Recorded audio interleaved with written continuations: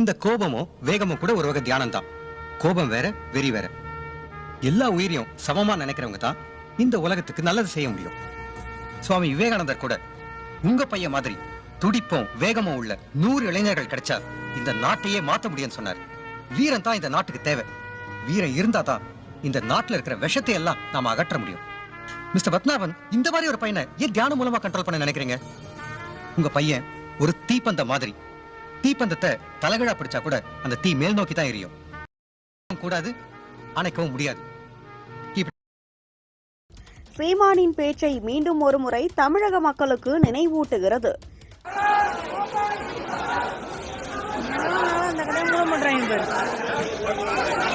2000-3000 பீகாரியும் குஜராத்தியும் வட இந்தியக்காரன் இறங்குறான். இவன் வர இறங்கி என்ன பண்றான்? உன் உழைப்பை அவன் ஆக்கிரமிக்கிறான். தச்சு வேலை செய்து கொத்தனார் வேலை செய்து எல்லாம் எடுக்கிறான். கொஞ்சம் கொஞ்சமாக ஈழ தாய்நிலத்தில் சிங்களர்கள் நம் தாய்நிலை அடிச்சு விரட்டி நம் தாய்நிலத்தை பறித்துக் கொண்டது போல இவன் ஆக்கிரமித்து நம்மளை விரட்ட போறான்.